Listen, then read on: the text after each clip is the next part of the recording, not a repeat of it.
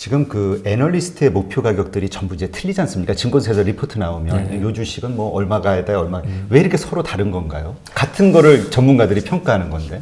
저는 오히려 일정 범위 안에 같이 움직이는 영향도 크다고 봅니다. 그러니까 이게 차이가 조금씩 나긴 하는데, 네. 근데 예를 들어서 삼성전자 주가가 5만 원인데 누가 만 원이라고 목표가를 제시한다거나 5만 원인데 20만 원이라고 제시하진 않거든요.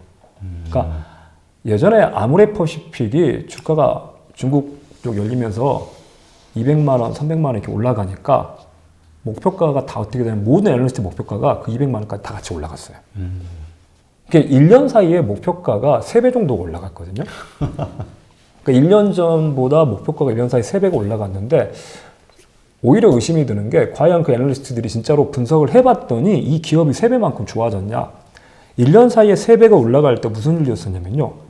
리포트가 한 달이 안 돼가지고 다시 나온 적이 있었어요. 지난번 리포트보다 목표가를 15% 올렸는데 그 리포트 나온 게 지난번 리포트 발간된 지 한 달이 안 됐는데 다시 15% 상향을 하거든요. 생각해보면 진짜 한 달도 안 된 사이에 이 회사가 15%만큼 좋아졌냐. 사실 제가 그 부분에서 얘기를 할 때 사람들께 이렇게 여쭤봐요. 그러니까 지금 근무하고 계신 회사 한 달 전보다 몇 프로 좋아진 것 같으시냐고. 회사 안에 계신 분들도 우리 회사가 한 달 전보다 몇 프로 좋아졌다 이런 얘기를 못 할 텐데 밖에 있는 사람이 어떻게 이 회사가 15%가 좋아졌다 30%가 좋아졌다 한 달 사이에? 그렇죠. 근데 그때 15% 30%가 좋아진지는 모르겠지만 15% 30% 주가가 올라갔었거든요. 아모레퍼시 주가가 이렇게 올라가니까 목표가도 현실적으로 그럴 수밖에 없습니다. 원래 자기가 제시했던 목표가가 예를 들어서 15만 원이었는데 12만 원이던 주식이 16만 원이 되면 내 목표가 15만 원이었으니까 팔라고 그렇죠. 해야 그게 되는데 신호잖아요, 그게. 근데 현실적으로 애널리스트들은 매도 리포트를 못 내거든요. 그렇죠. 월급쟁이잖아요, 솔직히. 맞습니다. 그러니까 우리는 막 애널리스트를 왜 매수 리포트만 있고 매도 리포트 없냐라고 얘기하시는데 매도 리포트 못 냅니다, 진짜. 그러니까 매도 리포트를 내면 그 사람도 월급쟁이인데 난리가 나요. 아무도 좋아하지 않거든요. 그러니까 시장에서 안 좋은 회사에 대해서 안 좋다고 얘기를 해가지고 자기가 얻을 수 있는 게 당장 그 회사 주주들이 네가 매도 리포트 내가 주가 떨어졌다 그러고 또 내가 매도 리포트를 내면 그 회사가 애널리스트들도 이거 분석을 해서 목표가를 쓰고 리포트를 내려면 회사한테 협조를 받아서 회사가 이번에 낸 신제품 반응이 어떤지 내년에 무슨 출시 계획이 있는지 이런 것들을 듣고 써야 되는데 너 저번에 우리가 자료 줬더니 그걸로 우리 회사 팔라고 그랬잖아. 매도 리포트 냈잖아. 앞으로 너한테 자료 못 줘 이렇게 돼버리는데. 협조가 안 되겠네.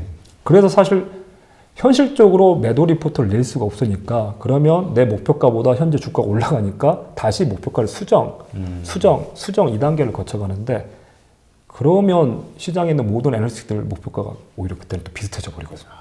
그래서 오히려 저는 다양하지 않은 리포트가 나오는 게 오히려 문제점이 있다고 보고 그 안에서 이제 여러 가지 것들 상황을 보고 이걸 뭐 좀 긍정적으로 보냐. 현재 지금 과거는 똑같이 보겠지만 미래에 대한 것들을 조금씩 어떻게 보냐에 따라서 가격이 좀 달라지긴 그렇죠. 하지만 그래도 결국 보면 다 매수 리포트라는 건 외국계도 매도는 못 하나요? 아니요. 외국계는 그래도 매도 리포트가 좀 나오는 편입니다. 그래요? 그러니까 이게 생각을 해보시면 그러니까 돈을 누가 주냐가 중요한 것 같아요. 그러니까 우리는 애널리스트들이 리포트 이용자한테 돈을 받지 않거든요. 그렇죠. 그러니까 내가 시장을 맞춰도 뭐 얻을 것도 별로 없고 그냥 무료 정보처럼. 무료 정보처럼 그냥 서비스. 우리 회사 증권사에서 매매를 하시니까 우리가 서비스로 그냥 공짜로 얹어주는 텀인데 제가 조금 약간 심하게 그런 말씀. 공짜로 얹어주는 거 치고 제대로 된 거 본 적 있냐라고 말씀을 드리거든요. 쌍개비지 떡. 네. 근데 외국 같은 경우에는 리포트를 잘 쓰는 것만 가지고 자기 시장을 만들 수 있고 생존할 수 있는 환경이 되다 보니까 매도할 건 매도하라고 그래야지 자기 신뢰가 생기고 그런 리포트들에 대해서 정당한 대가를 지불을 하려고 하거든요. 근데 우리나라는 리포트에 대해서 대가를 지불하는 그런 풍토가 자리 잡지 않아서 그래서 그렇다고 봅니다. 그렇군요. 그러면 참 제일 저도 개인적으로 이게 되게 어려운데 이 적정 주가라는 걸 어떻게 산출할 수 있나요? 그러니까 제가 보는 건 아까 그 림을 간단히 설명드릴 때는 아까 그 치킨집 가지고 네네. 쉽게 말씀드리면 내 친구가 지금 치킨집을 차리겠다고 그러는데 예를 들어 그런 경우죠. 내가 지금 얘한테 돈을 투자를 해? 근데 자기가 생각하는 좀 욕심이 있을 거야. 요구 수익률. 내가 얘한테 투자를 했을 때 그래도 어느 정도 이익을 내서 얼마 정도 나한테 남겨주면 되겠다. 예를 들어서 얘가 지금 내가 1억을 투자했는데 1년 뒤에 100만 원밖에 안 줄 것 같다.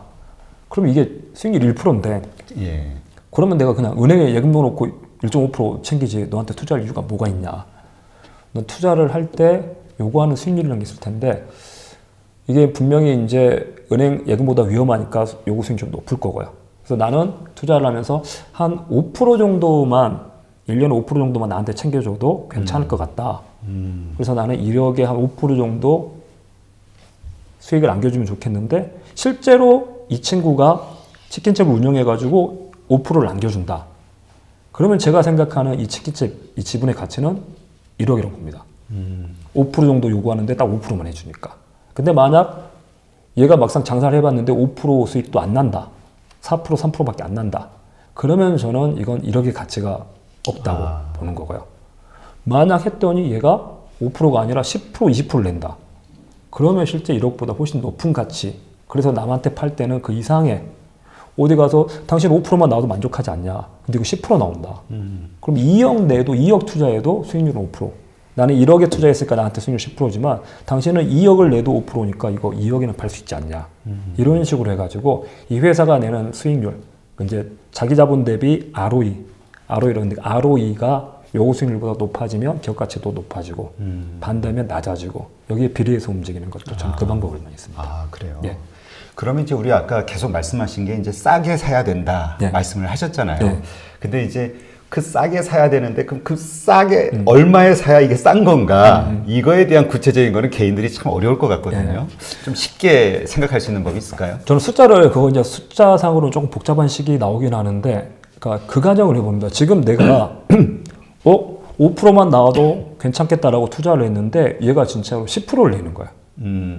그러면 내가 요구한 5%보다 높은 수익을 5% 더 내는 이 5%를 초과이익이라고 보고 네. 그래서 그 초과이익이 크면 내 요구 수익을 넘어선 초과이익이 크면 기업가치가 높아지는데 근데 이 초과이익이 얼마나 지속될 거냐.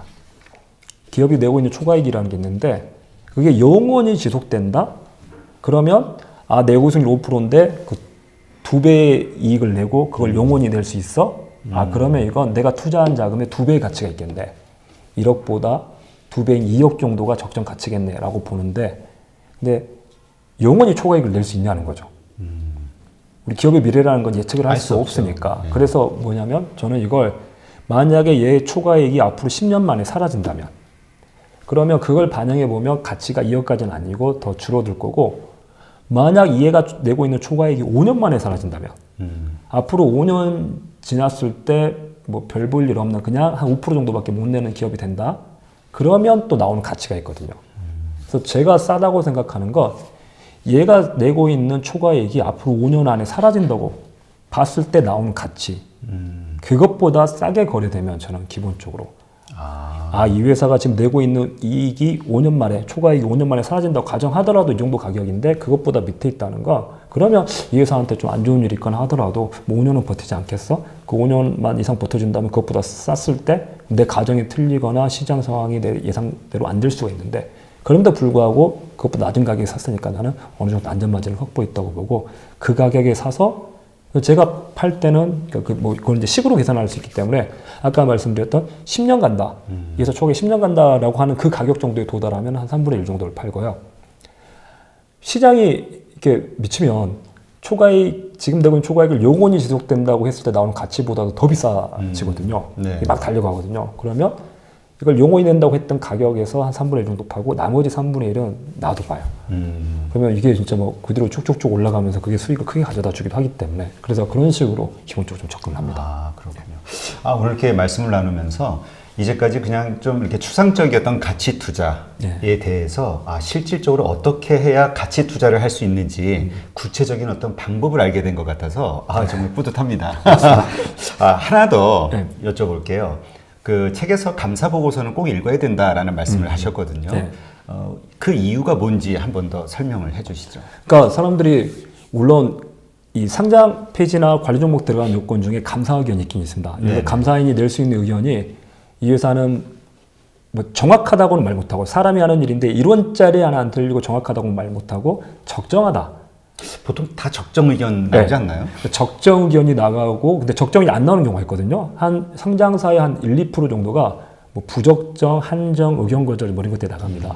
근데 잘못 알고 계시는 게 그 부적정이나 의견 거절을 맞으면 회사가 상장 폐지가 되니까 그래서 감사 의견이 중요하다 해서 감사 의견을 확인한다고 그러는데 이게 잘못된 얘기인 게 내가 확인했는데 이 회사 감사 의견이 부적적이거나 의견 거절이면 내가 할 수 있는 행동은 없습니다. 이미 그 의견이 나가는 순간 끝난 거죠. 거래 정지가 되고 상장 폐지 심사 들어가 버리기 때문에 내가 감사 의견을 확인하고 할 수 있는 행동은 없어요. 그래서 그 잘못 알고 계시는 게 감사 의견이 뭔지 봐야 되라고 얘기하는데 네. 뭔지 내 눈에 보면 이미 늦었고요. 그래서 감사 의견이 부적정, 의견 거절 이걸 보는 게 아니라 오히려 뭘 보셔야 되냐면 감사 의견이 적정인데 뭐라고 적혀 있는 경우가 있습니다. 그러니까 많이 착각하신 게 어떤 거냐면요. 망할 것 같은 회사가 있어요. 네. 이 회사가 곧 망할 것 같다. 곧 망할 것 같은 회사가 재무제표를 곧 망한다고 들고 오면 감사 의견은 적정이 나가거든요. 그러니까 적정이라는 얘기는 뭐냐면 이 회사가 좋다 나쁘다는 얘기가 아니라 이 회사 재무제표가 이 회사의 상태를 적정하게 잘 보여주고 있어. 둘이 일치이기 때문에 좋아요가 아니라 좋아요가 아니고 그러니까 감사히 좋아요 10억 벌면 좋은 회사 뭐 1억 벌면 나쁜 회사 이런 기준이 없거든요. 그냥 뭐냐면 이게 이 회사랑 일치해. 그래서 100억 벌어서 100억 벌었다고 들고 오면 적정. 근데 100억 벌었는데 200억이 벌렸다고 하면 부적정이고 100억 벌었는데 50억밖에 안 벌었다고 거짓말해도 부적정 이렇게 되거든요. 그래서 망할 것 같은 회사가 완전히 망가진 재무제표를 들고 오면 맞아 얘 망할 것 같아 적정 이렇게 가거든요. 그래서 감사하기에 적정이 일단 좋은 회사라는 얘기는 절대 아니고요. 근데 감사님 입장에서도 망할 것 같은 회사가 망할 것 같이 들고 온 걸 적정 주면 찝찝하잖아요. 그렇죠. 자기 괜히 나중에 책임질 것 같고. 적정이긴 한데 그래서 뭐라고 하냐 적정인데 잘 봐라.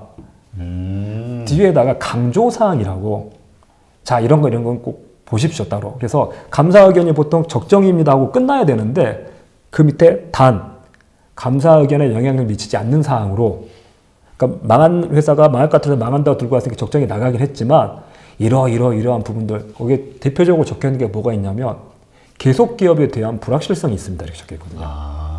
회사가 내년에도 계속 장사를 할 수 있을지 거기에 좀 불확실성이 보인다 이런 식으로 해서 계속 기업에 대한 불확실성이 있다거나 아니면 회사가 무슨 소송에 걸려 있다거나 아니면 누구한테 어떤 옵션을 줘놨는데 그게 만약 행사되면 이 회사한테 큰 손해가 미칠 수도 있습니다.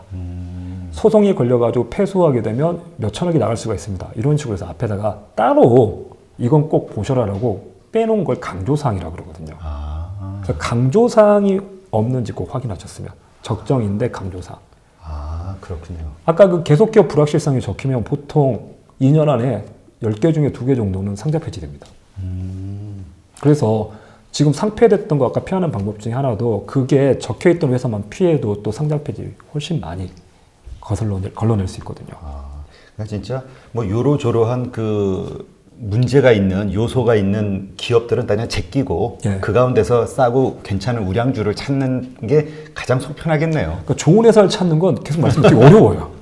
나쁜 그렇죠. 회사는 감사하게 나쁜 회사고 적혀 있는 것만 걸러내고 이익 나는데 돈 안 드는 애들 걸러내고 이런 식으로. 그래서 비싼 애들 쳐낸 다음에 싼 회사 중에서 나쁜 회사들 걸러내고 남는 애들을 가지고 있으면 제가 보기엔 시장 초과 수익률 나온다고 봅니다. 근데 저도 이제까지 약간 좀 이해가 좀 덜 됐던 부분들이 지금 말씀을 들으면서 이렇게 좀 명쾌해지는 부분들이 있거든요. 타강사 상영인 회계사의 재무제표 모르면 주식 투자 절대로 하지 마라. 이 책을 한 2번 정도는 반복해서 보면서 이게 좀 스터디를 해야 될 것 같다는 특히 제 몇 군데 지점이 딱 보이네요. 몇 군데 집중해서 봐야 될 때가. 이렇게 좋은 경험을 바탕으로 이게 좋은 책 쓰셔서 또 이렇게 많은 투자자들이 그 같이 투자하는 데 도움이 될 수 있게 이렇게 도와주셔서 정말 감사합니다. 고맙습니다. 오늘도 이렇게 바쁘신데 또 시간 내주시고 고맙습니다. 감사합니다. 네.